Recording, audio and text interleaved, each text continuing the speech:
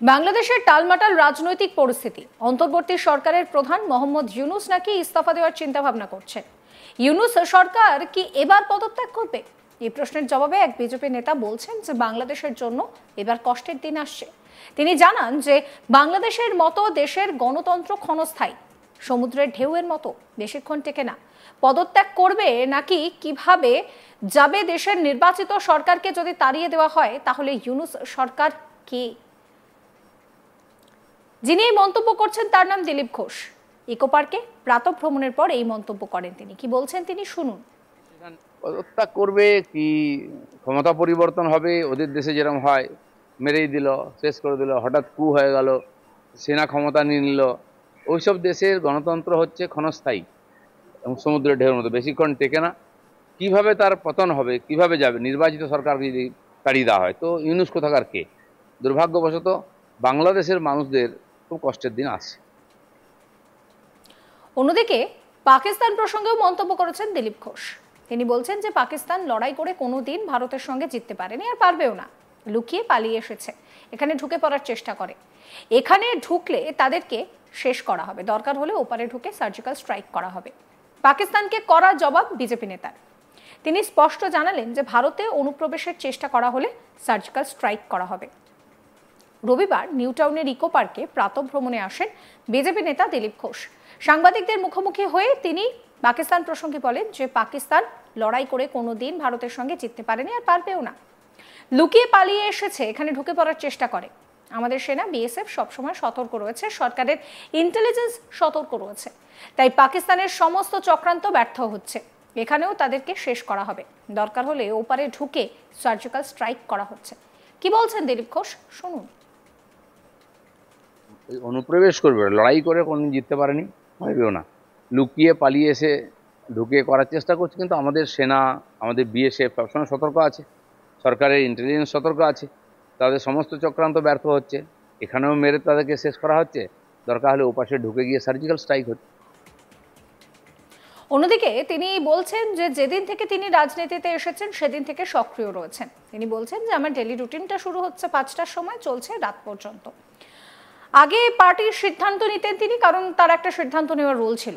এখন পার্টির নেতৃত্বে পরিবর্তন হয়েছে। আগে পার্টিতে কেউ নেতা ছিল না, 2-3 জনই লড়াই করতেন। এখন এমপি এমএলএ থেকে শুরু করে প্রচুর নেতা তৈরি হয়েছে, জেলা থেকে শুরু করে মণ্ডল স্তর পর্যন্ত সবাই কাজ করছেন।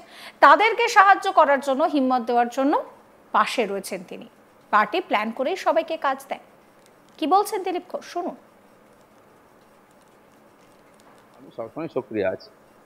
যেদিন থেকে রাজনীতি এসেছে আমার রুটিন সকাল 5টা থেকে শুরু হয় আর রাত অবধি চলে। তখন আমি পার্টিতে ডিসিশন নিতাম বা ডিসিশন মেকিং আমার একটা রোল ছিল।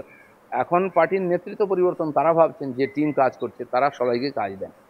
অনেক তখন কেউ নেতা ছিল না পার্টিতে, আমাদের 2-3 জন আমরা লড়ালড়ি করতাম। এখন এমএলএ এমপি থেকে আরম্ভ করে বহু নেতাকে আমরা তৈরি করেছি, জেলা স্তর মণ্ডল স্তর পর্যন্ত সবাই কাজ করছেন। তাদের সঙ্গে দাঁড়াবার জন্য, তাদেরকে মদত করার জন্য, হিম্মত জোগাবার জন্য আমরা তাদের সঙ্গে গিয়ে দাঁড়াই। পার্টি সেই প্ল্যানিংটা করে সবাইকে কাজ। অন্যদিকে 2026-এর নির্বাচনের আগে রাজ্যে নরেন্দ্র মোদী এবং অমিত শাহ আসার প্রসঙ্গে তিনি বলছেন যে নির্বাচনের আগে পার্টির সর্বভারতীয় নেতারা আসবেন, এটা খুব স্বাভাবিক, এতে অস্বাভাবিক কিছু নেই। অমিত শাহের হাত ধরেই তিনি পার্টিতে এসেছেন, তিনি তাকে সভাপতি বানিয়েছেন। কি বলছেন দিলীপ ঘোষ শুনুন। সবাই লিডার নাকি? যে কেউ বললে এটা আপনাদের জন্য খবর হতে পারে, পাবলিকের জন্য, কর্মীদের জন্য এগুলো কোনো খবর নয়। বলুন, ভোটের আগে বঙ্গনজরে মোদী অমিত শাহ।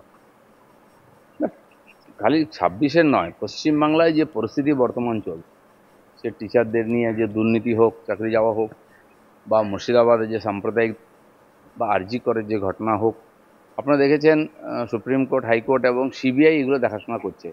কেন্দ্র সরকার তো ডাইরেক্ট হস্তক্ষেপ করতে পারে না, কিন্তু এই ব্যাপার নিয়ে ওখান থেকে স্টেটমেন্ট, পার্টির বক্তব্য রাখা, এখানে আন্দোলনকে মদত দেওয়া, অনুমতি দেওয়া যে আন্দোলন করো। আর নির্বাচনে স্বাভাবিক, আমাদের সর্বভারতীয় পার্টি, সর্বভারতীয় নেতারা আসবেনই। আমরা তো সারা বছর কাজ করি এখানে। তো নির্বাচনকে কেন্দ্র করে যখন প্রস্তুতি শুরু হয়, তখন সর্বভারতীয় নেতারা আসেন, তারা এখানকার কর্মীদের সঙ্গে দাঁড়িয়ে সেই আন্দোলন বা পরিবর্তনের নেতৃত্ব দেন। তো ইলেকশন আসছে, তার জন্য কিছু প্রস্তুতি, কার্যকর্তারা উৎসাহিত হন মাননীয় নরেন্দ্র মোদী বা মাননীয় অমিত শাহ এলে। কারণ পশ্চিমবাংলায় যখন থেকে উত্থান হয়েছে পার্টির 14-এর পর থেকে, নরেন্দ্র মোদী ক্ষমতায় আসার পর থেকে, তাকে সামনে রেখে আমরা লড়াই করছি। আর সংগঠন দেখেছেন মাননীয় অমিত শাহ, তিনি সভাপতি ছিলেন, এমনকি আমিও তার হাত ধরে পার্টিতে আসি, আমাকে উনিই সভাপতি বানিয়েছিলেন। তো এই যে আমাদের লড়াইতে সবসময় মাথায় হাত দিয়েছেন, পিঠে হাত দিয়েছেন, পিছনে দাঁড়িয়েছেন, তারপরে পশ্চিমবাংলায় বিজেপি এগিয়ে গিয়ে মানুষের বিশ্বাসকে জয় করেছে, মানুষের আশীর্বাদ পেয়ে বিরোধী দল হয়েছে। বাকি কাজটা করার জন্য এবারে পুরো শক্তি লাগিয়ে লড়বো আমরা। দিলীপ ঘোষ একদিকে বাংলাদেশকে কটাক্ষ করছেন, একদিকে পাকিস্তানকে কটাক্ষ করছেন, অন্যদিকে 26-এর নির্বাচনে তার কি ভূমিকা হবে সেই নিয়েও কিন্তু সাংবাদিকদের উত্তর দিচ্ছেন। সব মিলিয়ে কি বলছেন তিনি, শুনুন। পদত্যাগ করবে কি ক্ষমতা পরিবর্তন হবে, ওদের দেশে যেরকম হয়, মেরেই দিল, শেষ করে দিল, হঠাৎ কু হয়ে গেল, সেনা ক্ষমতা নিয়ে নিল। ওইসব দেশের গণতন্ত্র হচ্ছে ক্ষণস্থায়ী এবং সমুদ্রের ঢেউর মতো, বেশিক্ষণ টেকে না। কিভাবে তার পতন হবে, কিভাবে যাবে, নির্বাচিত সরকার যদি তাড়িয়ে দেওয়া হয়, তো ইউনুস কোথাকার কে? দুর্ভাগ্যবশত বাংলাদেশের মানুষদের খুব কষ্টের দিন আসছে। ওই অনুপ্রবেশ করবে, লড়াই করে কোনদিন জিততে পারেনি, হবেও না। লুকিয়ে পালিয়ে এসে ঢুকে করার চেষ্টা করছে, কিন্তু আমাদের সেনা, আমাদের বিএসএফ সবসময় সতর্ক আছে, সরকারের ইন্টেলিজেন্স সতর্ক আছে, তাদের সমস্ত চক্রান্ত ব্যর্থ হচ্ছে। এখানেও মেরে তাদেরকে শেষ করা হচ্ছে, দরকার হলে ওপাশে ঢুকে গিয়ে সার্জিক্যাল স্ট্রাইক হচ্ছে। আমি সবসময় সক্রিয় আছি। যেদিন থেকে রাজনীতি এসেছি আমার রুটিন সকাল 5টা থেকে শুরু হয় আর রাত অবধি চলে।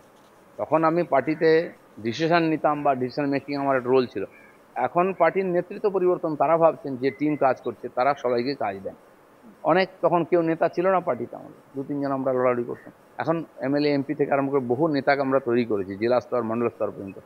সবাই কাজ করছেন, তাদের সঙ্গে দাঁড়াবার জন্য, তাদেরকে মদত করার জন্য, হিম্মত জোগাবার জন্য আমরা তাদের সঙ্গে গিয়ে দাঁড়াই। পার্টি সেই প্ল্যানিংটা করে সবাইকে কাজ। সবাই লিডার নাকি? যে কেউ বললে এটা আপনাদের জন্য খবর হতে পারে, পাবলিকের জন্য, কর্মীদের জন্য এগুলো কোনো খবর নয়। বলুন। 26-এ ভোটের আগে বঙ্গ নজরে মোদি অমিত শাহ।